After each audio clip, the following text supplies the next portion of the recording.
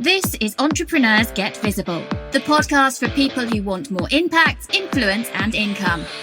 I'm Anna Parker-Naples, and I'll be sharing with you proven methods from leading entrepreneurs that help you get visible as an authority in your field. Because anything's possible when you get visible.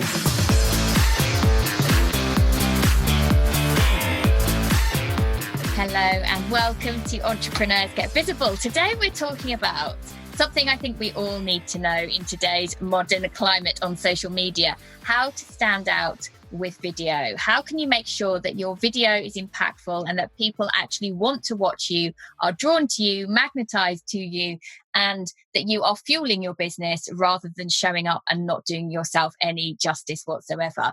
And I'm joined today by Evelyne Brink, who is a coach, author and speaker, and helps people, particularly female entrepreneurs, to stand out using video to create people who love them, to create superfans who just want to buy, work with, and are very drawn towards you. So hello and welcome to Entrepreneurs Get Visible, Evelyne. It's great to have you here. Thank you so much. Hi, Anna. Hello. So Evelyne, before we dive in with lots of value and takeaways for today's episode, which we always like to give here on Entrepreneurs Get Visible, just let us know a little bit about how you have come to be working, supporting people on video. What's been your journey to get there? How long have we got? It's really short and brief. The way that I got to video is I've been a performer from the age of 5. That's been a few years, so over 20 years of performing. About 20, hang on. It's 35. Oh my gosh, I don't want to count. Anyway. I'm blushing now. And so I've always been a performer. I've been on television from the age of 5, in a national theatre from the age of 13. And so being seen on a screen, being seen on a stage, that's been my thing. And then I discovered coaching a bit later so it sounds later in life, sounds so preposterous, but I've been coaching for almost 20 years. And so at some point when I realized that a lot of coaches don't have that kind of background to be authentically themselves or to communicate through public media like video is, I recognized that I could actually tie those two worlds together really beautifully. So that's how I got there from the surface level perspective. On the deeper level, I'm also a mother of 2, and my firstborn is born with a life-limiting condition. So after they told us that he wasn't going to survive at all, they changed their opinion to, well, he can live, but you're going to be a high-end nurse to him, looking after him 24/7, you won't work again. Wow. So I was thrown into a situation where, I became nurse, carer, and mother, and I had no opportunity or very little opportunity to get out in the world. And then from that place, I discovered video as a lifesaver, game changer, sanity saver, and literally a gateway to the world. Oh, it's so interesting, Evelyne. You know that this is how I feel about audio. That's how I feel about all the audio stuff. It was my lifeline. And how you can get out there, and how amazing that actually we have similar backgrounds, we're doing similar things, helping people to get themselves out there, to come across professionally, but not necessarily professionally in terms of being stuffy. It's about showing people yourself. Yeah, that's right. And that is actually the part that really moved me about your story as well, Anna. Is this getting, and also this opportunity of expressing yourself in the world. I have this really deep desire to be expressing this thing. And now I have a word for this thing, is life energy. And that wants to be expressed in a lot of different ways. I write songs. I'm a stand-up comedian. I'm an author. This thing, the life energy, wants to be expressed. And video is such a great way for me to have all the different levels in there. The visual, the audio, the performance aspect, the creative. So it makes sense that it culminated in that. And so what do you think now are the biggest barriers to people getting started with using video properly? I'm laughing because I'm thinking, do they really have enough barriers? So I think there's 2 groups of people. One, the ones that have too low barriers to starting, and they just start not knowing anything about it, and it's terrible, and we kind of wish that they didn't start from that place. And then you have those people, and I have a funny suspicion that the people listening to this podcast fall into this category, who have a ton of expertise, a ton of knowledge. They're amazing what they do, but what they can't do is express that thing that they do eloquently in the world because somehow they freeze up and they get into rattle position. So this camera panic. So this category number 2, what stops them is their nervous system. The nervous system goes into a stress response or even a trauma response, depending on your person. Now, I find that actually a lot of incredible people have had quite a lot of difficulties in life. And so there may just be a little or a lot of amount of trauma in your body. And so when that is the case, your stress responses become even stronger, which is a trauma response. So your nervous system gets highly activated when you're in perceived danger, which public speaking, putting yourself out there really is. We're very vulnerable in that position. So it's a nervous system reaction. It's believed that in terms of public speaking, in terms of standing on a stage in the old days where we could actually leave our houses, that was a bigger fear than death for 85% of the world's population. I mean, that's just crazy that we would feel like that. And I think sometimes when people are starting on video, that can feel even more vulnerable, because not only is it a fleeting moment when you're on stage, but people could go back and watch you again and again and again. And you know what the worst thing is? You can watch yourself again and again and again. And actually, I find that my clients get stuck in that place. Mm-hmm. They say it's about what people will think of me. The real problem is, what are you thinking of you? Yes. Absolutely. And there's a lot of perfectionism as well in terms of video. My hair has to be perfect. My makeup has to be perfect. My lighting has to be perfect. Everything has to be perfect or I can't possibly start. I have to already know what I'm going to say before I can possibly, particularly in terms of going live, before I can possibly switch that camera on. I agree. Yeah, that's that. And most of my clients have a perfectionist theme running through them. And I have this thing about the perfectionist thing. I feel that it's getting a lot of bad rep right now. It's like, you mustn't be a perfectionist. Just start anywhere. Just get going. It's the main thing, you get going. And I want to put my hands up to it and say, no. Wait. What you call perfectionist sometimes is really a wonderful, sat nav, like a direction shower. I forgot the word. Sat nav, you're good. That's right. Of a high standard. And I'm really pro high standard. So if you think, I want to know what I'm talking about before I go on camera, you are actually on the right track. If you think my hair should look good when I'm on camera, you're actually on the right track. If you're thinking, I do need some lighting because if my face is dark, it looks really weird and people won't see me, you're actually on the right track. The problem with perfectionism is when it catches you in the things you already got. Your hair is fine. You do lights. You've got all the basics. You've got all the fundamentals and the training in, and you still can't do it. That's when we're talking perfectionism as something that's hindering you. But most of the time, actually nowadays, I'm like, congratulations, you have standards. And I love high standards. I love that. So for me, I don't have to be fully preened, fully made up in order to do lives, for example. But if I was doing a training for somebody, I would be showing up. I'd make sure I looked good and my hair was good, my makeup was good, my lighting was good. So I think there's a little bit about understanding what medium you're showing up for. And I agree with what you're saying. Sometimes you see someone doing a live video who you just think, gosh, have you really stopped to think about this? Have you really stopped to think about how you're putting yourself out there and what people are going to remember you for? Yeah. I love that you say that, Anna. So you follow in on that too. If you go on my Facebook feed and you watch my lives, I am not made up. My hair is everywhere. The lighting is terrible. I might be walking through a forest. The idea of a live is that we're seeing some behind the scenes stuff, especially also if we talk Instagram stories. The idea is you show behind the scenes, you really show yourself. Now, what does yourself mean is the next question, right? Yeah. And yourself has so much range. So I believe, and this is personal, that it's really endearing to see a person in their not made up self, because it makes me trust you. Oh, you can show me like yourself this way.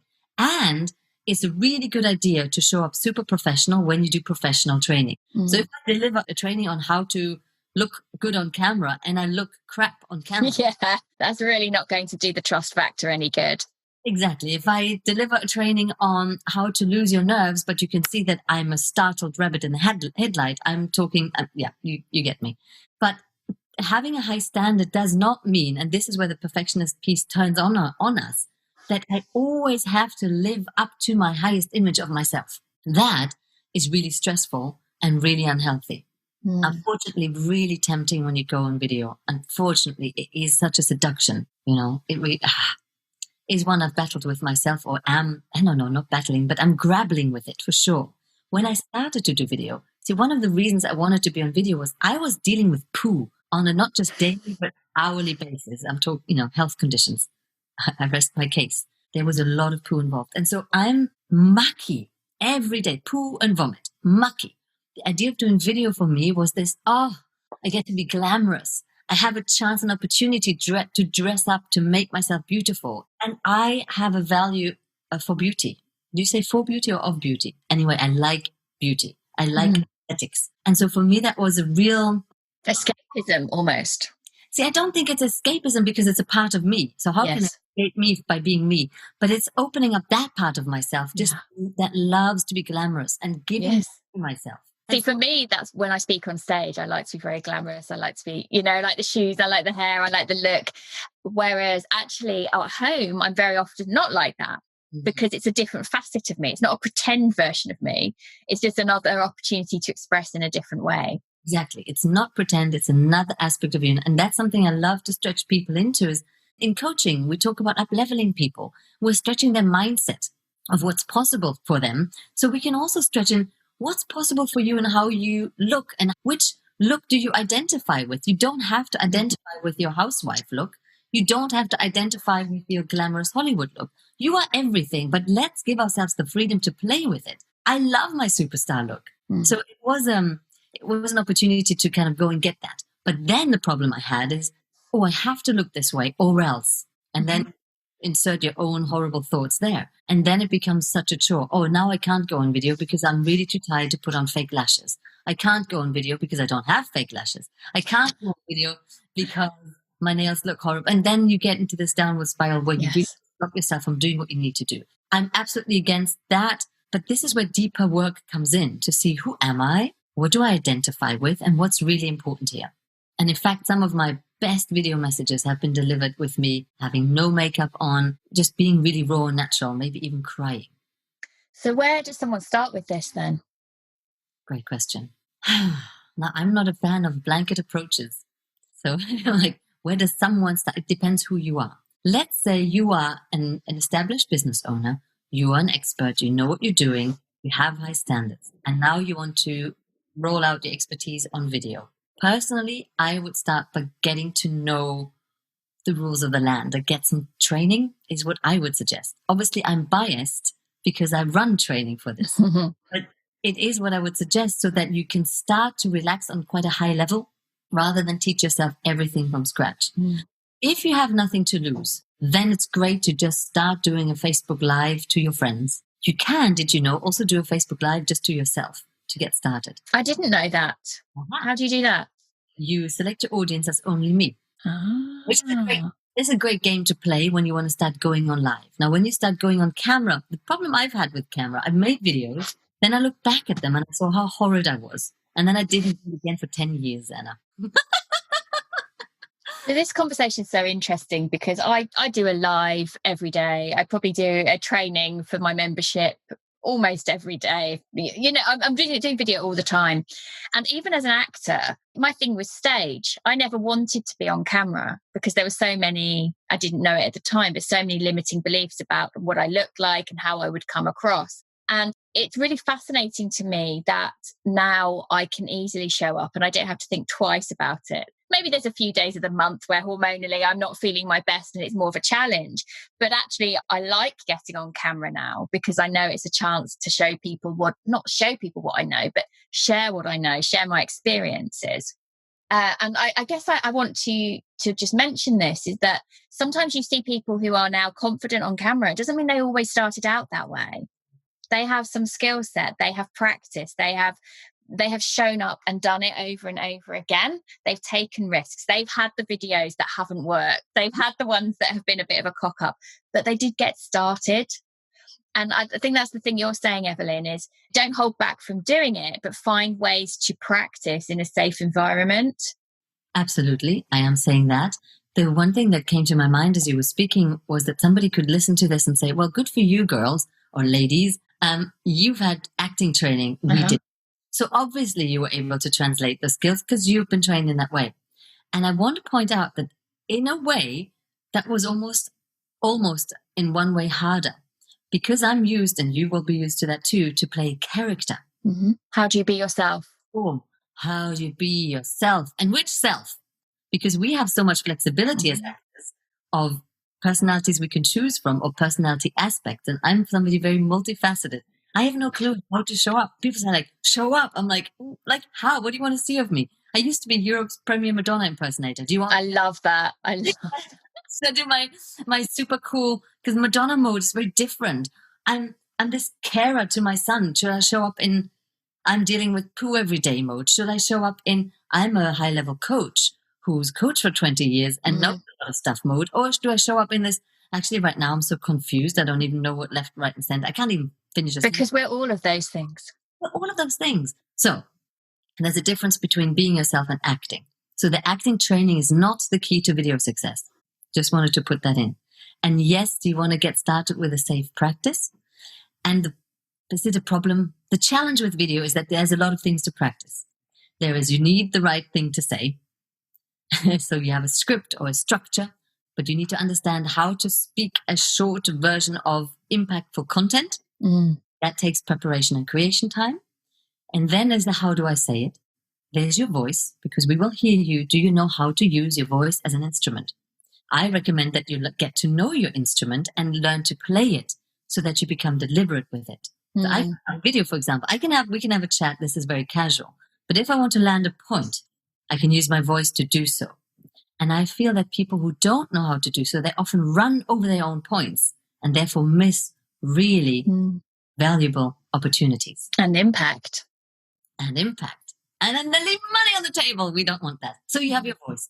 Then you have your body language, which everybody thinks they know about body language. They've seen people do some demonstrations, but the body language is what comes out of you when your nervous system is activated in a calm state. So you have your nervous system to deal with, and you have the way you look, and you want to think about that as well. And then you have your background, which tells a story about you. So you want to think about that as well. It is a lot of areas to look and practice in. So I would tackle one at a time. Have a little schedule. If you want to do this on your own, put a little schedule up for yourself. Go, today, I'm going to look at what it takes to create a background. Next day, you're going to look at what it takes to look good on video. And, it takes some playing around with. And then you can look through, how do I create effective content? Then you can learn to, how do I use my voice? It's a lot of areas. And you can do this on your own, of course, but it's going to probably take a long time. So what are the consequences then if you don't get the video right? If you don't get the video right, the problem is that people are judging you really quickly.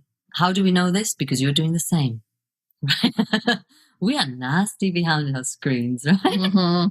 We don't have a lot of time in the day. And if I see somebody who is just rubbish on video, I make a judgment very quickly on them. And what has happened to me, and I'm sure I'm not the only one, is I've seen somebody I thought I liked, I thought had value. I've seen them on video, and I thought they were so waffly or wasting my time or so not prepared. Or I saw that they lived in a really manky place talking about organization and high-level coaching. And I'm like, you obviously haven't got two penny to rub together. Like, what's this? So they lose credibility, and that means they lose and break my trust, and I probably will never work with you. And it sounds so harsh and maybe bitchy, but it's true. It's true. In my mind. Yeah, I've seen coaches who, maybe they've been going a few years, maybe I've been aware of them for a few years, and then I see them do a video of a part of their home that I think you really haven't stopped to think about the disconnect between the message you're putting out there and what you've just shown us. Yeah. Then we have the other extreme, of course. We don't want to land in a place where you're super fake, because you have to constantly show me how great you're doing. I think we've all had enough of that anyway. It's really about that connection point, and put that effort in, put that little thought in. I remember one time I did a video podcast with somebody who was also in coaching, consulting, and it was in the living room, and that's so cool. And he was talking about life and health and whatever. And I see the wine shelf in the background. And to me, that's really disturbing. I don't want to see alcohol in a shot in a day. And there's like, just, can you put in that little thought about what you're telling me? Because everything you're putting out there, you're telling me. And this is a small example, but I made him aware that it might be a good idea if you talk about consulting, coaching, corporate, that your environment reflects that just a little bit at least. That's really interesting. So what do you think then when you get this right, what can it do for your business? Wow. Okay. So when you get this right, and by this, we actually don't want to get too caught up in a superficial background look conversation, but this is really about how you land your content, what you say, how you say it, and how you put your delivery, and your power. When you get this right, exactly, when you get to be in your power over video, it is, I don't know if we're swearing, so put your beep in here, amazing, because you're able to, when they say, oh, I wish I could capture your energy in a bottle and sell it. Well, now you can. You can capture your energy in the can, which is how we used to call the film, in the camera, and therefore it's bottled and it's multiplied and it can be shown everywhere. You will become scalable, even though you're a one-person business. Become shareable. Oh, have you seen Anna? Have you heard of her? She's amazing at this podcasting thing. No, I haven't seen. Well, check her out. I send you a video of her. Have you heard about this? Just check this video out. People watch a video quickly. So you become shareable. You become findable. When you're on YouTube, YouTube is owned by Google. It's the second biggest search engine in the world, soon to be the first. Your SEO goes up. I mean, it's phenomenal. And basically what can happen, the most powerful thing I love is because people get to know you, or at least they feel that they get to know you, your status really rises. Yes. And you no such thing as a cold lead anymore, because people know you already. They trust you. Once they talk to you now, they already know they like you and they want more. So it makes your sales process so much easier. I have people coming to me wanting to work with me because they've seen my videos. I mean, hello, this is amazing. Couldn't be better. So you become someone people seek out to work with. It's just, it is a bit of... Just makes sense. Just makes sense. So where would someone get started with this, trying to make sure they have more impact on video? So one way, of course, you can Google through endless material on YouTube, and there's so many people have something to say about it. I offer a course called Video Impact, which is a 12-week program, which has a really strong content part and a coaching part where I take people by the hand and make sure that they know exactly what they're doing in all these areas that we've discussed. And of course, if you have no budget and you just want to get started, use your video, use your Zoom and start recording a video. But however, I would start with a really simple structure. For example, where you introduce yourself, you say your 30-second commercial or your elevator pitch, and you share with me one point that you want to share with me. And at the end, you make a call to action, ask me for something, for example. That would be a really great starting point to practice. Yeah, excellent. So, Evelyne, what's the best place for people to come and find you? On video. If you want to come and find me, I am on LinkedIn. My name is Evelyne Brink. You can find me on Facebook, Evelyne Brink or Brink Coaching. And of course, I have a website called brinkcoaching.com. Excellent. We will make sure that all of that goes into the show notes below wherever you're listening today. So I hope you found that interesting. It's given you some pause for thought about how you're showing up on video, or if you're not yet, what you maybe need to do in terms of how you think about yourself to get that result. My dog just decided to get up and move around on the sofa just as we were finishing that bit, but we'll leave it in because that's all good fun. So take care, guys. Thank you so much for tuning in. And I'd love to hear what you thought about today's interview with Evelyne, all about video impact. Thank you for listening to Entrepreneurs Get Visible. To get your free checklist on how to raise your profile and to find out about our community, go to annaparkernaples.co.uk/get visible.